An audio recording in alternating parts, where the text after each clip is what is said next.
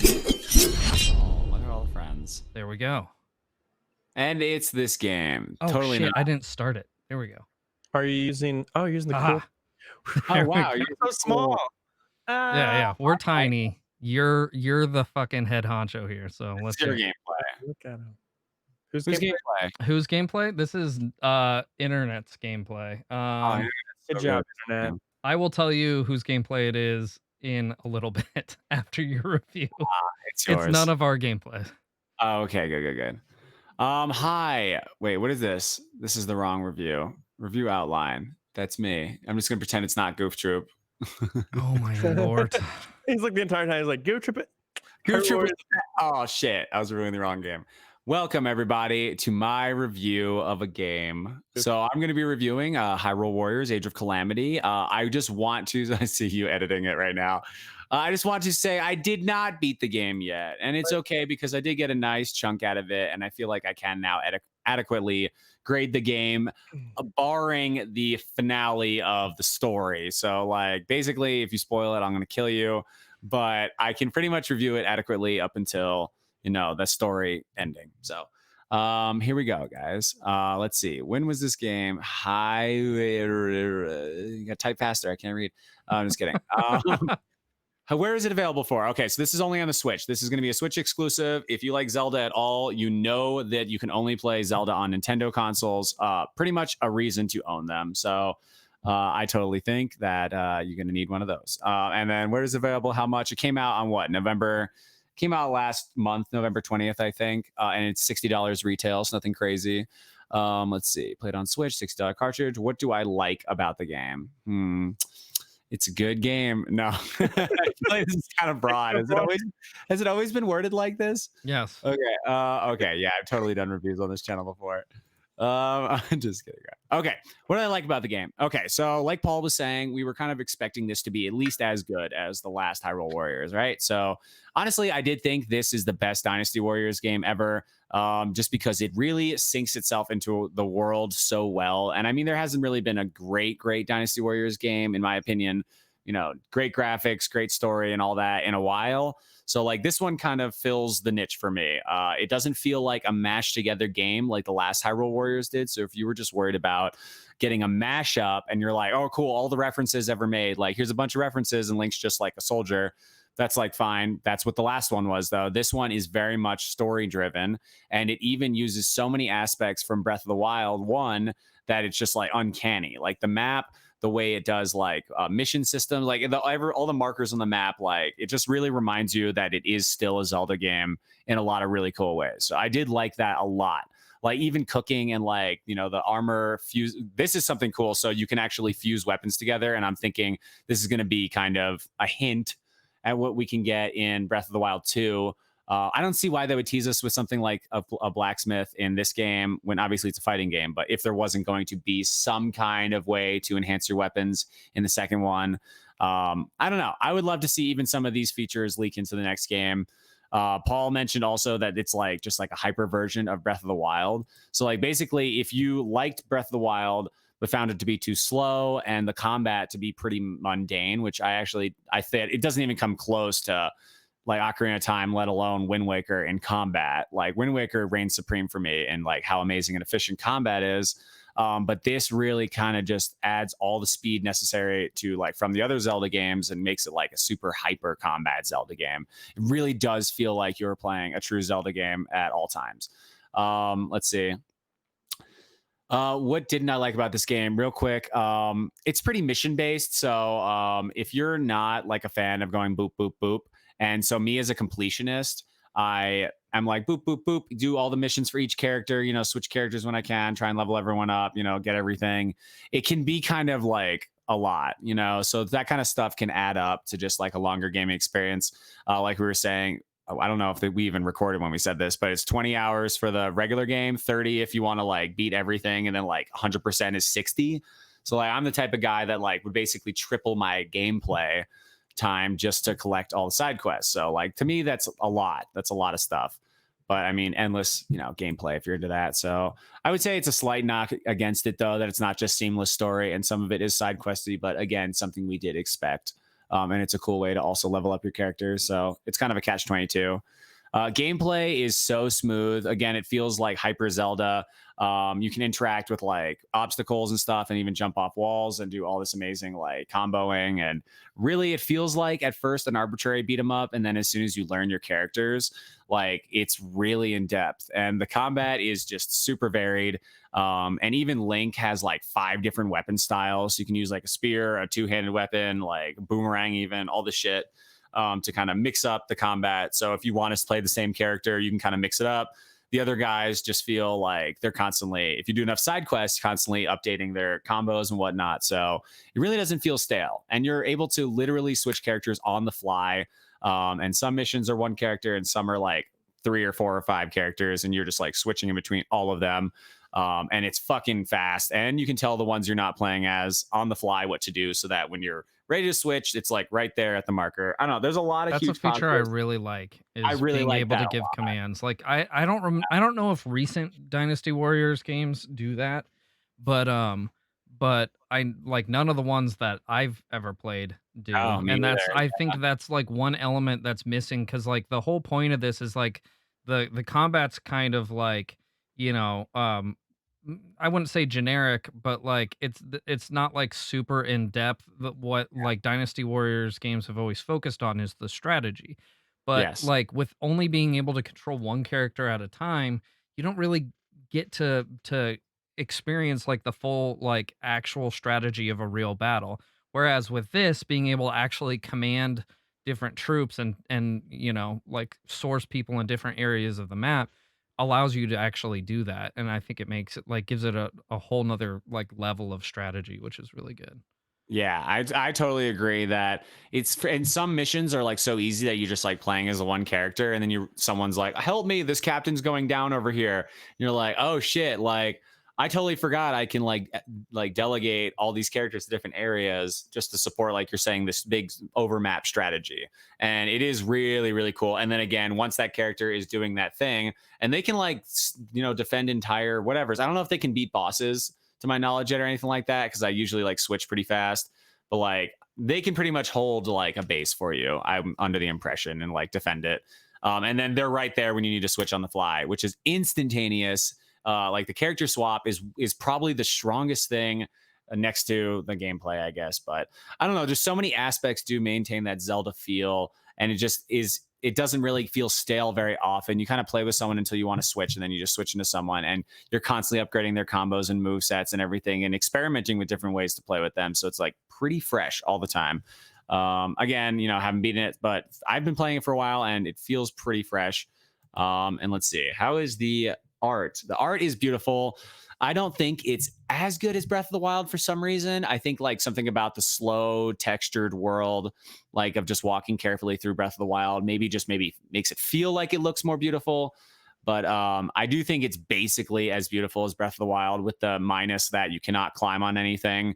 But if you don't care about climbing, it's basically Breath of the Wild. Like you can do everything, it pretty much, let's see. The art was amazing. Yes. So I would give that a high marks. If you liked Breath of the Wild or pretty much any Zelda style of art, you'll appreciate this game. So it's really going to hit those marks for you. The music is good, but I will say it is not as strong as a regular Zelda game where all of the scores are just blowing you away. The music is really catchy, and I find myself humming it sometimes. Some of the fights have really awesome music and all that kind of stuff. But also I find myself not being as into it because it is like all fast combat based music kind of, instead of like that beautiful slow like Zelda ambiance music that we're kind of used to. That being said, it really does fit the game correctly. I think along with the art, like the map is like really amazing, and there's other aspects of the game that kind of just aesthetically are added to it to make it seem like this literally could just be like a row of missions like it was in the first Hyrule Warriors, but it's actually using the whole map and like using story pieces on that map to kind of like link you into that. And I think that's huge. Like it thematically and aesthetically brings it all together. Let's see, music, yes, okay. And then the sound design is flawless. Like this is amazing sound in this game. I would say the sound is better than the music actually, in that it just like has all the characters perfectly sounding and feeling like they should, and all of the combat just feels and sounds like it should. Sometimes it feels like there is so much sound going on though, it's just like a little overstimulating. but it still like all sounds like it should, if that makes sense. Like when like Urbosa's like lightning everywhere and all that shit, like it does feel like it's not just arbitrary sounds, but there's still a lot. So people that are like overwhelmed by this kind of shit, this is going to be a high intensity game for you. That's the other thing with the gameplay. It is very high velocity. So if you're just a chill, like walk through a park gamer, this is going to be a lot of energy to exert. This is almost like the Doom of Zelda games. Let's see. And then how long does it take? So again, I didn't beat it. I think I'm at like 15 hours. Maybe I don't know, around that range. But seems like you could probably beat this pretty fast if you don't do a lot of the side quests. Seems like the side quests do help a lot though. So I'm going to say take your time with it and really enjoy it. This doesn't seem like the kind of game you want to rush, because it could probably make you bored with it if you rush this too fast. Not bored with it, but you know what I mean. It's too much mundanity and the same thing over and over again. I would rather take my time with it. The game is not the most difficult. But that being said, there are two difficulty settings I actually wanted to point on. And I noticed that there are actually two difficulty settings, not just one. So I learned this the hard way. There is a main menu difficulty that you can set from like easy to very hard. And then each mission has its own difficulty as well. So if you start the game on very hard and then choose easy, you're on very hard, but it's an easier hard mission. It's kind of weird. It's like a double grading scale. So if you do very hard on the overall game rating, and then on the overall game difficulty menu, and then choose every mission be very hard, it's like fucking brutal. You're getting like half of your health taken out per hit, like extremely difficult. And I figured out, like, I thought I was really bad with one of the new characters. And then I realized I forgot to knock down the difficulty in the main menu, because normally I'm like normal, and then each mission I'll do very hard. And that's like a walk in the park. That's like they're only doing like one heart to you. But when you're on very hard, I would say the challenge is huge, but almost like a brutally like Dark Souls hard, like pointlessly large amounts of life getting taken out of you. So I thought that was pretty interesting, though. You can like really fine tune the difficulty on this, which is pretty awesome. And it just seems like needlessly difficult, though, on the high scale. And then otherwise, it is pretty fun challenge, but not hard. I actually don't know if I would play a sequel. I know that's like, I love this game a lot, but like, it seems like one of those games that I would have to let sit for a while before I played a sequel. Like with Hyrule Warriors 1, if you had asked me this question right after I beat that and like within that year, I would say no, I would not play a sequel. And so it took me like 4 years to get to the point where I could even play this type of game again. And because it is so different and varied, it kind of works. But I do feel like it is a lot of the same to be playing back-to-back games of. So yes, I would play a sequel. No, I would not play it that sequentially, that fast after. Let's see. Overall rating and impression. Game is phenomenal. I think that I'm just going to skip to saying I think this game is worth buying if you are a Zelda fan, or B, a Dynasty Warriors fan, or C, a just fast combat fan, or just like, I don't even know, like a fan of like a lot of awesome action. Like it just feels like it's really well done. And a lot of the fighting is like really like choreography wise well done, to the point where it just feels awesome. Even if you're not a Zelda fan, I think you would probably like this game a lot. Overall rating and impression, I do kind of like fluctuate. This is maybe going to be one of my lowest ratings, just because I'm starting to get more critical about like all the aspects of a game. So I would say, without thinking about the first one or anything like that, definitely a buy, but I'd probably give it an 8 or an 8.2. I probably would give it an 8.2 overall, I would say, just based on the fact that it is really amazing and it's aesthetically good and it plays really well, but it is still what you would expect. It is not breaking the mold with Dynasty Warriors games. Like Paul said, it's like pretty much generic-ish combat, but it is definitely, I think, worth playing. And like, to me, it's the best Dynasty Warriors game I played, I think. But that being said, you are getting a Dynasty Warriors game. You're not getting like, you know, a Zelda game completely. So with that being said, yeah, 8.2 I think is pretty fair for me. Yeah. Yeah. What I else? like it. Anyone want to add anything? Yeah, Pretty I fun. mean, I agree with most of those things just from what I've played so far in the game. The I think the boss battles are far and beyond better than Oh, I can't believe I didn't say anything. anything about the boss battles. They're so good. They're so much better than any Yes. other or Dynasty Warriors game that I can recall playing. Yeah. And like they do a really good. Actually, I think this game does a better job of conveying story, like phenomenally better job of conveying story than Breath of the Wild does. Oh, yes, I So I think agree. those two things are things that it really has going for it. And then I also like how, even though I'm not really a fan of like the Sheikah Slate thing in Yeah. Breath of the Wild, I think the way they integrated it into this game is spot on.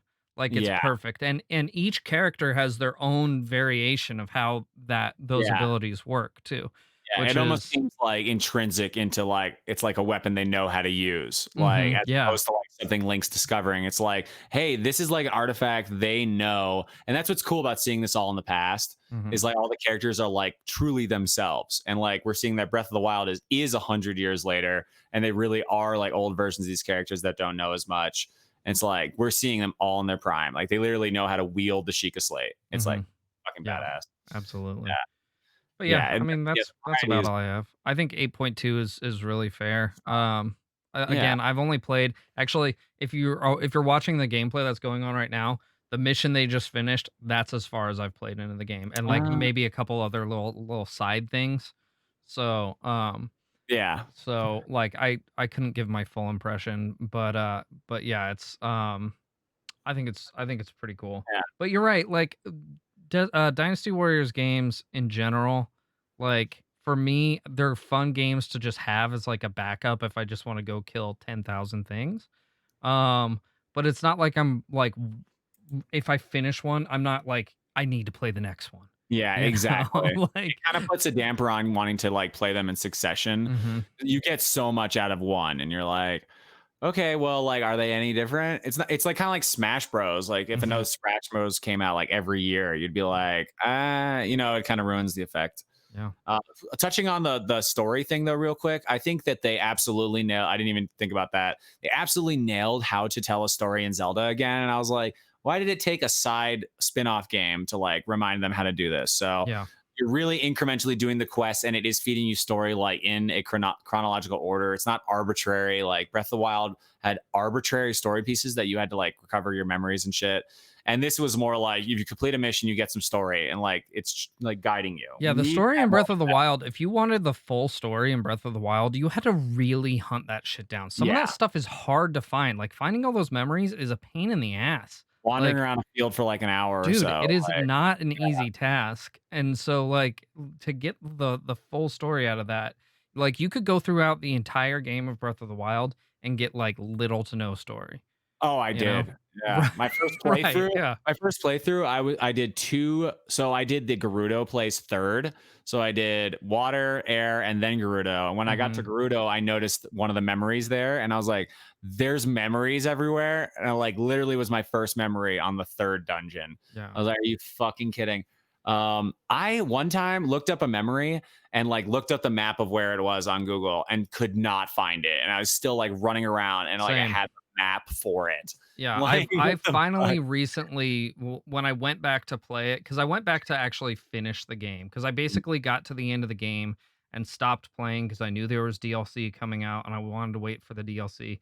But then I got distracted and never finished it, right? Sadly, the DLC doesn't add anything really. Right. And so I went back and was going to finish it and this is when I realized I don't actually like the game. But